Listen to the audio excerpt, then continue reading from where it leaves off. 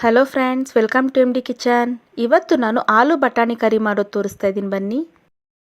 Mixie jar ತೊಗೊಂಡಿದ್ದೀನಿ. ಅದರಲ್ಲಿ ಈಗ 6 ಹಸಿರು ಮೆಣಸಿನ್ಕಾಯಿನ ಹಾಕ್ಕೊಂಡಿದ್ದೀನಿ. 1 ಕೈ ಹಿಡಿಯಷ್ಟು ಕೊತ್ತಂಬರಿ ಸೊಪ್ಪನ್ನ ಹಾಕ್ಕೊಂಡಿದ್ದೀನಿ. 1 ಈರುಳ್ಳಿನ ಕಟ್ ಮಾಡಿ ಹಾಕ್ಕೊಂಡಿದ್ದೀನಿ. 1 ಸ್ಪೂನಷ್ಟು ಶುಂಠಿ ಬೆಳ್ಳುಳ್ಳಿ ಪೇಸ್ಟ್ನ ಹಾಕ್ಕೊಳ್ತಾ ಇದ್ದೀನಿ. 2 ಟೊಮೆಟೊನ ಕಟ್ ಮಾಡಿ ಹಾಕ್ಕೊಳ್ತಾ ಇದ್ದೀನಿ.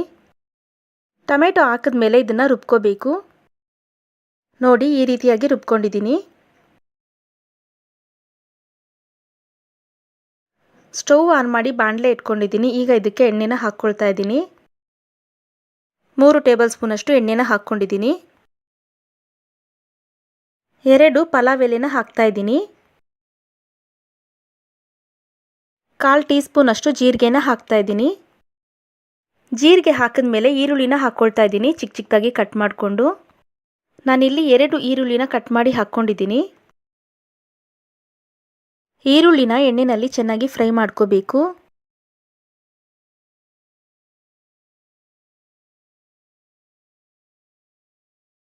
ಈರುಳ್ಳಿ ಫ್ರೈ ಆಗಿದೆ. ಈಗ ನಾನು ಬಟಾಣಿನ ಹಾಕ್ಕೊಳ್ತಾ ಇದ್ದೀನಿ. 1 ಕಪ್ಪಷ್ಟು ಹಸಿ ಬಟಾಣಿನ ಹಾಕ್ಕೊಳ್ತಾ ಇದ್ದೀನಿ. ಬಟಾಣಿ ಹಾಕಿದ್ಮೇಲೆ ಒಂದ್ಸಲ ಮಿಕ್ಸ್ ಮಾಡ್ಕೋಬೇಕು.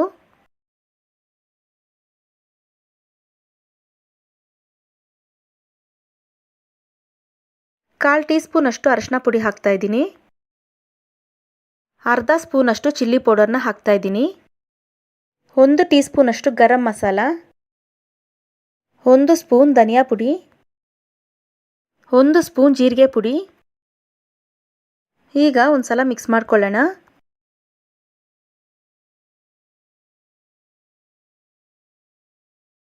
ಈಗ ರುಬ್ಕೊಂಡಿರೋ ಮಸಾಲೆನ ಹಾಕ್ಕೊಳ್ತಾ ಇದ್ದೀನಿ.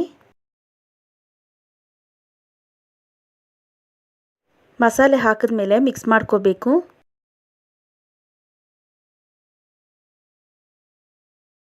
ರುಚಿಗೆ ತಕ್ಕಷ್ಟು ಉಪ್ಪನ್ನ ಹಾಕ್ತಾ ಇದ್ದೀನಿ. ಉಪ್ಪನ್ನ ಹಾಕಿದ್ಮೇಲೆ ಒಂದ್ಸಲ ಮಿಕ್ಸ್ ಮಾಡ್ಕೋಬೇಕು. ಈಗ ನೀರನ್ನ ಹಾಕ್ಕೊಳ್ತಾ ಇದ್ದೀನಿ. ಮಸಾಲೆ ರುಬ್ಕೊಂಡಿರೋ ಜಾರಿಗೆ ನೀರು ಹಾಕಿಬಿಟ್ಟು ಅದನ್ನೇ ಹಾಕ್ಕೊಳ್ತಾ ಇದ್ದೀನಿ.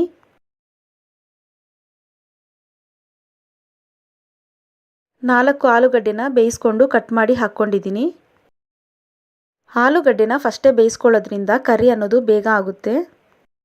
ಗ್ಯಾಸ್ ಫ್ಲೇಮ್ನ ಸಿಮ್ಮಲ್ಲಿ ಇಟ್ಕೊಂಡು ಇದನ್ನು 15 ನಿಮಿಷದವರೆಗೂ ಬೇಯಿಸ್ಕೋಬೇಕು.